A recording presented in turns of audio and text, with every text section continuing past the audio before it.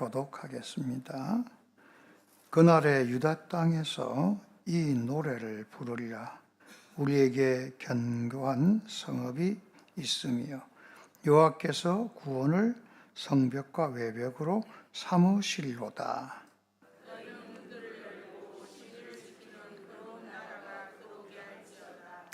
주께서 심지가 견고한 자를 평강하고 평강하도록 지키시리니 이는 그가 주를 신뢰함이니이다.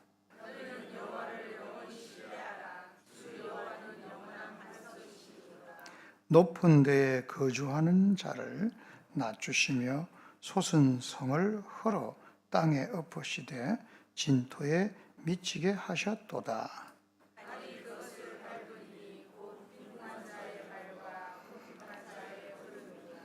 아멘. 기도하겠습니다.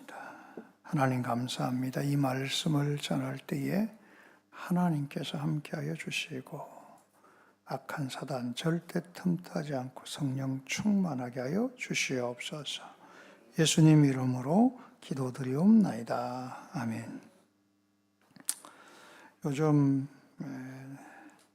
자동차 이제 자율운행 이게 굉장히 잘 되고 있습니다. 차가 사람이 운전을 안 해도 이제 가는 거죠. 저도 운전을 하면서 점점 걱정이 되더라고요. 눈도 안 좋아지고 반응도 늦어지고 나도 이제 나이가 들어서 한 70, 80대면 운전을 하겠나 벌써 걱정이 되더라고요. 아버님, 어머님 보니까 그렇더라고요. 근데 걱정 안 해도 되겠더라고요. 이제 앞으로 자동으로 운전해 주니까 그냥 사람이 타고 말만 하면 자기가 딱 가지고 얼마나 좋겠어요. 어떤 한 분이 최첨단 자율주행 운전을 한번 실험한다고 탔어요. 타서 굉장히 운전을 잘하는 분이에요. 이 차를 딱 타는데 이제 설명하시는 분이 운전할 필요 없다. 자율운행만 딱 누르면 차가 지 알아서 이렇게 탁 가고 모든 걸 다 하니까 당신 운전할 필요 없다. 편안하게 그냥 있으면 된다 그랬어요. 근데 이 운전하시는 분이 도저히 기계를 신뢰를 할 수가 없는 거예요. 그래서 자율주행 딱 눌러놓고 운전을 하는데 불안한 거예요. 막 차가 지 안으로서 막 핸들이 막 들어가고 이러니까 핸들을 붙잡고 막 땀을 뻘뻘 흘리는 거예요. 이게 되겠나 하면서. 그래갖고 시험 주행을 탁 마치고 들어와서 이제 사람들이 물어요. 차 얼마나 편했냐고. 얼마나 이렇게 운전도 안 하는데도 이렇게 잘 들어와서 얼마나 좋냐고 그러니까 이 운전사가 이야기를 한답니다. 땀을 뻘뻘 흘리면서요. 불안해 죽는 줄 알았다면서요. 그러니까 신뢰를 하지 못하는 사람, 자기 운전 실력을 묻고 자기의 그거를 믿는 사람, 몸을 맡기지 못하는 거, 특히 뭐를 맡기지 못하는 거예요? 마음을 이렇게 맡기지 못하니까 이게 평강이 오는 것이 아니라 운전하고 나서 2배로 힘들었다. 그런 이야기를 하는 것이죠. 하나님께 우리 인생을 맡긴다고 하면서도 사실은 하나님을 신뢰하지 못하는 자, 하나님께 우리 인생의 핸들을 내려놓지 못하는 사람은 하나님을 믿으면서도 참 안타까운 삶을 살 수밖에 없다는 것을 볼 수 있습니다. 세상은 늘 요동칩니다. 오늘 첫 찬양에도 이 성경에 나와 있는 첫 찬양에도 나와 있지만은 이 노래인데요. 막 세상이 요동치고 세상이 막 파도가 있고 막 인간적인 갈등, 경제적인 불안, 그다음에 건강의 위협, 예상치 못한 많은 것들이 우리를 향해 달려온다라고 이야기를 하는 것입니다. 이사야가 살던 그 시대에도 당연하겠죠. 외적들의 침략이 제일 강하겠죠. 아수르가 침략하고 주변의 강대국들에 의해서 이렇게 저렇게 움직이는 나라를 보면서 사람들이 마음이 그냥 콩닥콩닥한 것이죠. 그런데 오늘 이 선지자 이사야는 하나님을 의지하는 자, 오늘 설교 제목처럼 심지가 견고한 자는 오늘 3절에 보면 뭐가 있다고요? 평강을 누린다라고 이야기를 하고 있습니다. 그냥 평강도 아니고 어떤 평강이라고 나와 있어요? 평강의 평강이라고 나와 있습니다. 이거는 샬롬, 샬롬 이렇게 얘기하는 거예요. 이건 완전한 평강, 완전한 평화 이런 이야기입니다. 하나님께서 주시는 완전한 평강, 평화를 누리기 위해서 우리가 심지가 경건한 자가 되어야 된다고 이야기를 하고 있습니다. 자, 심지가 견고한 자는 어떤 사람인가? 심지라는 말 뭐죠? 심지. 마음의 중심이라는 말입니다.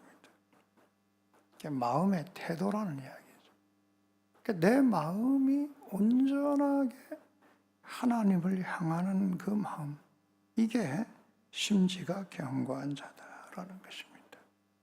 그 첫 번째 조건은 4절에 오늘 나와 있습니다. 오늘 4절 말씀을 한번 읽어 볼까요? 너희는 여호와를 영원히 신뢰하라. 주 여호와는 영원한 반석이심이로다. 하나님을 신뢰하는 게 심지가 견고한 자인데 어떻게 신뢰한다고요? 하나님 뭐가 되신다? 반석이 되신다라는 거예요. 세상이 요동친다고 앞에서 이야기했잖아요. 세상에 많은 것이 우리에게 막 닥쳐오고 세상에 많은 불안, 두려움들 막 이런 것들이 닥쳐올 때에 하나님이 반석이 되신다. 흔들리지 아니하는 하나님께서 안전이 되신다. 이것을 믿는 자, 이게 바로 심지가 견고한 자다라는 것입니다. 세상의 권력, 물질, 세상의 모든 것, 시간에 따라서 변하고 시간에 따라서 엉망진창이 될 수 있지만 그러나 여호와 하나님은 변함없이 쓰시게 우리의 반석이 되심을 믿습니다. 견고한 성이 되시는 것이죠. 그 하나님을 믿는 자, 그 하나님을 의지하는 자가 심지가 견고자라고 이야기하고 있습니다. 심지가 견고한 자에게 부어주신 하나님의 복은 아까 제가 3절에서 이야기했죠. 뭐라고? 평강의 평강을 주신다. 하나님께 완전히 맡기고 하나님께 완전히 의탁하고 그래서 나는 찬양할 뿐이고 예배할 뿐이고 하나님의 놀라운 이 은혜와 복을 세상에 증거할 뿐이다. 이렇게 사는 우리가 꼭 되기를 바랍니다. 하나님께 완전히 의탁하고 의지하여서 평강에 평강이 있는 가정과 교회 우리가 되기를 바랍니다. 자, 우리가 심지가 견고한 자가 어떤 사람인가에 대해서 조금 더 깊이 들어가겠습니다. 오늘 본문을 제가 27장 1절까지 읽어야 되는데 그까지 읽으면 설교의 5분의 1이 날아갈 것 같더라고요. 그래서 짧게 읽었는데요.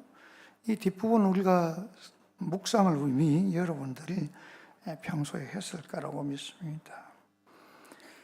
심지가 견고한 자는 5절, 6절에 보시면 교만한 성을 낮추시고 진토를 엎으시는 하나님의 심판을 선포하는 자다.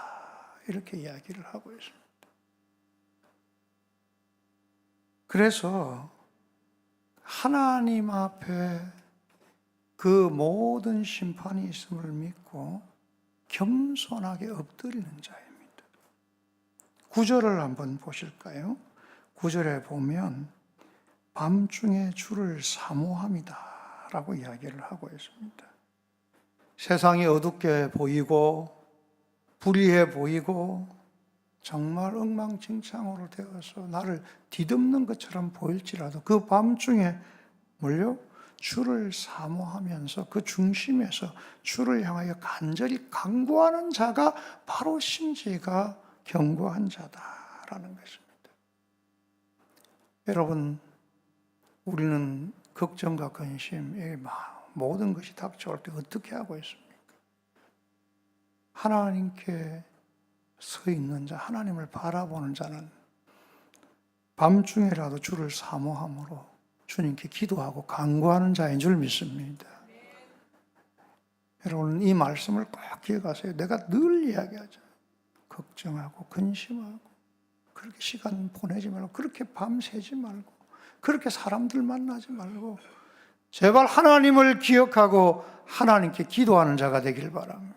숨이 턱턱 막히고 힘들면요, 밤중이라도 침상에 일어나서요, 무릎 꿇고 하나님 앞에 주님, 나를 불쌍히 여기시고 주님, 나에게 힘과 능력을 주고 평강을 주시고 이 모든 문제를 주님께 맡겨오니 주님께서 역사해 달라고 주님께 의탁하는 자가 꼭 되시기를 바랍니다.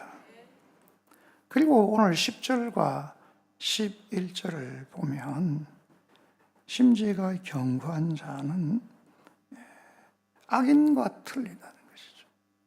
은혜를 입고 난 다음에 하나님의 손을 의지하고 하나님의 능력을 의지하고 하나님을 높이고 하나님과 교제하는 자다. 여러분, 우리가 예수를 처음 믿을 때는요, 어떻게 소개를 받는 줄 압니까? 소개를 받을 때 이렇게 소개를 받아요. 예수 믿으면 문제가 다 해결됐다. 우울증 걸린 사람 낫고, 질병 있는 사람 낫고, 경제적으로 어려운 사람 낫고, 외로운 사람 정말 하나님께서 위로를 주시고 모든 것이 우리가 원하는 대로 잘 된다, 이렇게 이야기를 하는 것이죠. 틀리지 않습니다. 사실 처음 예수를 믿을 때는 그런 경험들이 많고요. 지금도 저 외국, 동남아나 아프리카나 라틴 아메리카, 그런데 처음 예수를 전가할 때는요, 기적이 막 일어납니다. 그 원주민들에게 기적이 일어나고 그들이 그걸 보고, 그죠? 하나님을 믿고 돌아오는 경우가 많습니다. 근데 심지가 견고한 자는 어떤 자냐면 그것을 뛰어넘는 자입니다. 신앙에는요, 예수를 믿고 구원받는 역사가 있고요, 한 번쯤 그곳에서 더 뛰어넘어서 믿음을 넘어 사랑의 단계로 가는 단계가 있는 것이죠. 고린도전서 13장을 보면 믿음, 소망, 사랑, 이것은 세상 끝까지 있습니다. 그러나 그 중에 제일은 뭐라고요?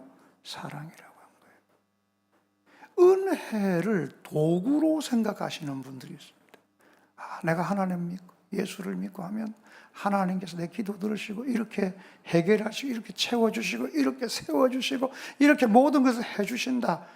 그 도구에서 벗어나지 못하는 분이 있는 것이죠.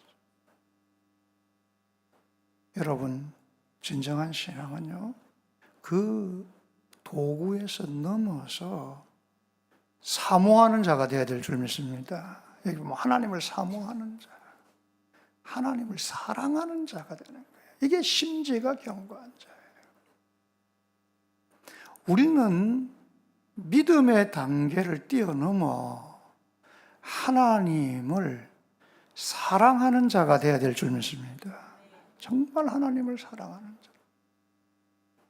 문제가 있어서 하나님께 날마다 기도하는 자, 이게 아니라 이제는 정말 하나님이 나를 사랑하시고 내 아버지 되시고 나를 위해 예수님을 보내시고 나를 책임져 주신다는 그 신뢰, 그 하나님과 교제, 하나님과 은혜를 나누는 자가 꼭 되시기를 바랍니다.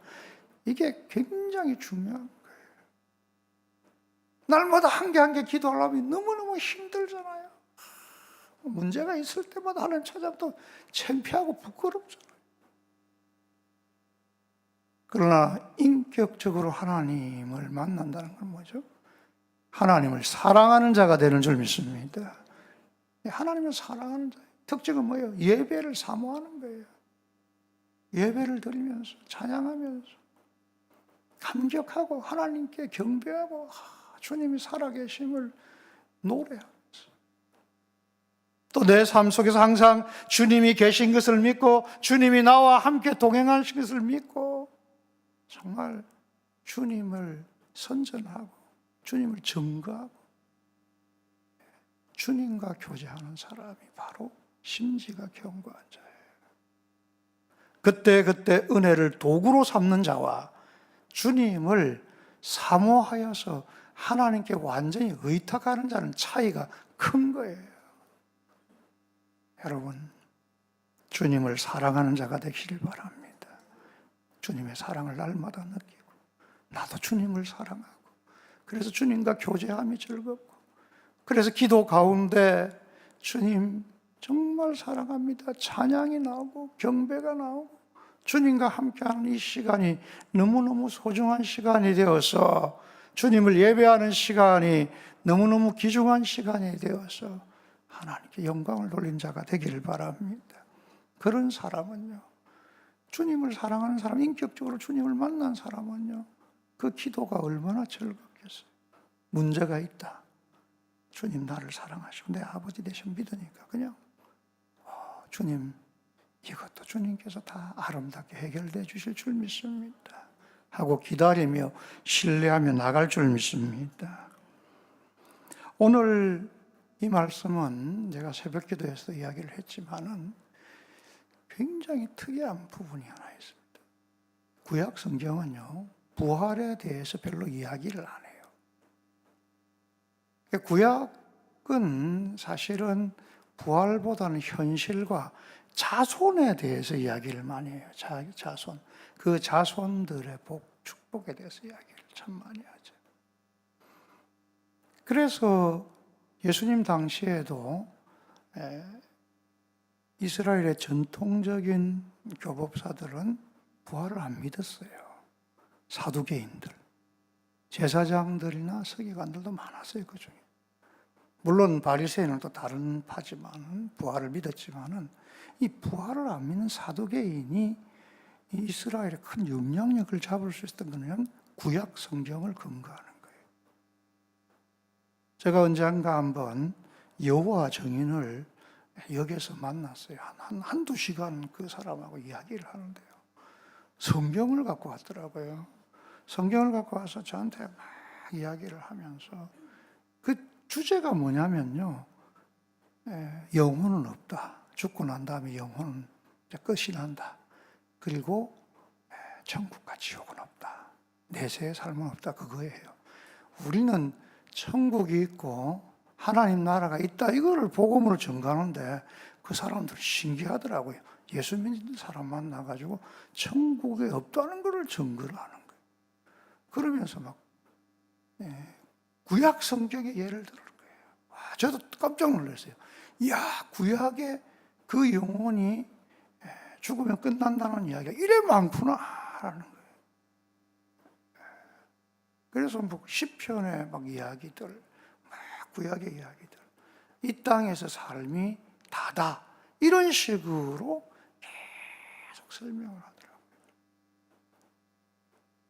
제가 그때 듣다가 그럼 신약은 어떻게 되냐 이야기를 했더니 신약은 말을 안 하더라고요. 그래서 제가 신약의 이야기를 계속 해줬죠. 막 이런 이야기를 해줬더니 신약은 전신에 다 부활이고 주일도 뭐 때문에 지키는 거죠? 부활절 때문에 지키는 거예요. 그죠? 예수님의 부활의 첫 열바가 되시고 우리가 예수님 때 부활하고 다시 살아난다는 이야기예요. 그런데 이사야서 오늘 성경에 참 놀라운 이야기가 나와 있는데요. 19절을 한번 보시면요. 19절에 주의 죽은 자들은 살아가고 그들의 시체들은 일어나리이다 라고 이야기를 하고 있습니다. 이건 뭐냐면 하나님께서 하나님을 견고하게 믿는, 하나님을 사랑하고 하나님을 의지하는 자에게 부활의 은혜를 주시는 줄 믿습니다. 생명의 은혜를 주시는 것입니다. 다시 살아나는 은혜를 주신다라는 것입니다. 그래서 부활의 회복이 있다. 심지가 견고한 자는 이 땅에서 생로병사, 그 다음에 이 땅에서 살아가면서 그런 분복 때문에만 즐거워하는 사람이 아닙니다. 하나님을 사랑하는 자는 영원한 하나님과 동행할 뿐만 아니라 궁극적으로 하나님 나라에 들어가는 자인 줄 믿습니다. 부활이 있고요. 우리가 살아나고요. 하나님의 영광 안에서 나가는 그것을 믿는 자가 바로 심지가 견고한 자예요. 여러분, 우리의 인생에서 죽음을 두려워하지 않는다면 그것은 놀라운 일이 일어날 것입니다. 우리의 죽음 후에도 하나님께서 우리를 붙잡아 주시고 우리가 가야 될 하나님의 아름다운 나라가 있다라고 생각할 때에 우리는 이 땅에서 하나님을 신뢰하고 의지할 수밖에 없는 줄 믿습니다. 우리의 문제들을 해결해 주실 뿐만 아니라 우리를 사랑해 주시고 우리와 동행해 주실 뿐만 아니라 영원한 하나님 나라까지 인도하시는 그 부활의 능력의 하나님이 우리의 하나님 되심을 믿는 것이 심지가 견고한 자임을 믿습니다. 그러면서 20절, 21절에 가면 하나님의 심판날에 그의 백성을 밀실로 부르셔 보호하신다라고 했습니다. 밀실로 불러서 보호하신다, 이 이야기가 뭘까? 참 고민을 해봤어요. 여러분, 하나님께서 우리를 보호하시는 방법은 뭘까? 막 환난 날에 그냥 어디 동굴 파갖고 그 안에 들어가가지고 그 사람들이 살아나게 하고 생명을 얻게 하고 그런 게 아니죠. 이게 밀실은 어떤 곳이냐라는 거예요. 하나님과 교제하면서 하나님과 함께하며 기도하면서 하나님이 나를 지키심을 확실하게 하는 그 마음의 공간이 바로 밀실이라는 것입니다. 여러분, 잠수함 같은 거는요, 정말 강력하게 만들지 않으면 안 된답니다. 그래서 잠수함은 아무나 만들 수가 없잖아요. 뭐 제주도 가는 그런 잠수함은 뭐 좀 만들 수 있겠죠. 몇 명 들어가. 그러나 막 아주 깊은 곳까지 들어가는 잠수함은 만들 수 있는 나라가 몇 군데밖에 안 돼요. 우리나라가 그걸 만들 수 있다는 게 정말 축복입니다. 축복. 그런데 그 잠수함은 뭐냐면 왜 만들기가 힘드냐? 외부의 압력이 너무 강한 거예요. 밑으로 들어가면 들어갈수록. 그 외부의 압력을 이겨내기 위해서 그 구조를 만들고 안에서 그 외부의 압력을 이기기 위해서 이렇게 버텨내는 그런 버팀목 같은 게 있어야 이 잠수함이 갈 수가 있는 것입니다. 여러분, 우리의 밀실이라는 것은 이렇습니다. 외부의 압력이 아무리 강하고 외부의 문제가 아무리 강하고 아무리 힘들고 어려운 일이 있더라도 하나님과 함께하는 그 밀실, 하나님과 기도하며 하나님과 교제하는 그 자리가 그 압력을 이겨내게 하시는 줄 믿습니다. 그 모든 것을 이겨내게 하셔서 살롬을 주신다는 거예요. 그리스도인들이 우울증으로 힘들고 어려운 사람도 많습니다. 여러분, 그러나 걱정하지 마세요. 제발 하나님의 밀실로 피하십시오.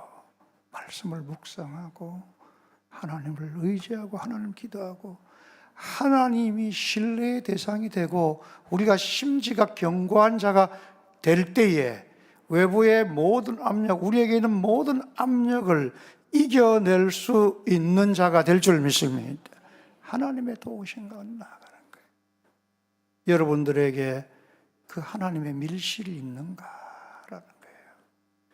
결국 그것에서 보호받고 견디고 이기면요, 27장 1절 최종으로 하나님은 악한 사단, 뱀, 리오야단이라고 써놨죠.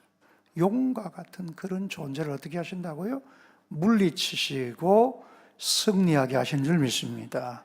내가 물리치고 승리하고 이기는 게 아니라 나는 하나님을 의지하고 하나님을 의탁하고 하나님 안에서 견디고 이기고 하나님으로 인해서 나갈 때에 하나님께서 그 모든 문제와 그 모든 어려움들을 해결하여 주시고 악의 근원을 해결하시고 우리를 승리케 하여 주시는 줄 믿습니다. 저는 이 말씀을 묵상하면서 베드로가 무리를 걸었던 게 생각이 나는 거예요. 베드로 아주 긍정적인 사람이고 주님을 아주 열렬하게 따라가는 어떤 그런 사람이었습니다. 그러나 베드로가 주님의 십자가 부활 후에 주님을 만나기 전까지는 심지가 견고하지 못한 자였습니다. 주님을 따르긴 따르지만 주님을 믿긴 믿지만은 완전히 신뢰하지 못했어요. 주님이 바다 위로 걸어오라 할 때 그는 걸어갔습니다. 그러나 잠시 후에 뭐가 왔을 때? 파도가 왔을 때 그걸 보고 두려워서 빠졌다라는 거예요. 그럼 호들갑을 막 뜹니다. 원래 베드로는 어부라서 수영을 되게 잘합니다. 배가 옆에 있으면 그 정도쯤이야. 수영해서 가면 되는데 이 사람이요 당황하고 갑자기 두려움이 오기 시작하면요 해결 방법이에요. 물에 빠져들어가면서 호들갑을 뜨면서 예수님께 뭐라고 해요? 주여 나를 살려달라고 막 이렇게 얘기해요. 그때 예수님께서 가셔서 그를 이렇게 건져내셔서 배로 데리고 가지 않습니까? 그리고 예수님께서 말씀하시는 거예요. 믿음이 약한 자야, 왜 의심하였느냐라고 이야기를 하는 거예요. 여러분, 그런 베드로가 나중에 네가 나를 사랑하느냐? 네가 나를 사랑하느냐? 네가 나를 사랑하느냐? 주님 부활 후에 내가 주님을 사랑합니다. 내가 주님을 사랑합니다. 고백한 후에는 심지가 견고한 자가 되었어. 마지막까지 주님을 배신하지 아니하고 주님의 놀라운 사역을 감당하다 순교의 자리까지 이르게 된 줄 믿습니다. 주님을 사랑하는 자가 되시길 바랍니다. 정말 주님을 사랑하는 데 시간을 많이 보내시길 바랍니다. 그래서 교회의 모든 프로그램은 사실은 주님을 사랑하는 곳에 초점을 맞춰야 돼요. 이게 굉장히 중요한 거예요. 여름 행사를 다 마치면서 어린이 주일학교 청년들을 다 보면서 그런 생각은 들어요. 이들이 회심하고 하나님께 돌아오는 것 정말 중요하다. 그러나 이들에게 우리에게 중요한 것은 정말 회심하고 돌아와서 헌신하고 일하라가 중요한 것이 아니라 주님을 사랑하는 자리, 주님을 사랑할 수 있는 그런 분위기를 만들어 가야 된다. 여러분, 우리가 실수를 참 많이 해요, 교회가. 주님을 사랑하는 데 초점을 안 맞추고 세상적인 기업적인 마인드를 가지고 성장하는 데만 초점을 맞추다 보니까 수많은 회심한 사람, 예수를 믿는다고 돌아온 사람들, 얼마 안 지나서 나이가 들어서 예수를 안 믿는 사람이 얼마나 많은 청년들을 제가 만났겠어요. 얼마나 많은 청소년들을 만났겠어요. 그때는 그렇게 열심히 하는 것 같고 그렇게 그 애들 데리고 일하고 그렇게 했는데 세월이 지나 보니까 예수 안 믿는 애가 왜 이렇게 많은지 몰라요. 요즘도 제일 안타까운 게 만나면 안 믿는 애들이 있어요. 그렇게 열심히 해요. 마음속에 안타까워요. 심지가 견고한 자는 믿음 가지고 그 다음에 자기 힘과 능력으로 살아가는 자가 아니고 자기 계획으로 살아가는 자가 아니고 심지가 견고한 자는 믿음을 가지고 예수님을 사랑하는 자가 될 때에 그 사람이 심지가 견고한 자가 되는 줄 믿습니다. 우리의 자녀들 보고 실망하지 마세요. 뭐 열심히 안 하고 참 이런 것 때문에 너무 실망하죠. 그게 문제가. 내가 예수님을 사랑한다면 우리의 자녀가 예수님을 사랑할 수 있도록 기도하고 진짜 예수님을 사랑할 수 있는 본질로 다가갈 수 있도록 노력하는 우리가 되고 우리 교회가 되기를 바랍니다.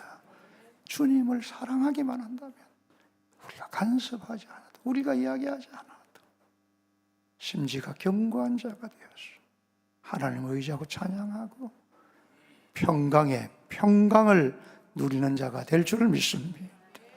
심지가 견고한 자 꼭 되시기를 바랍니다.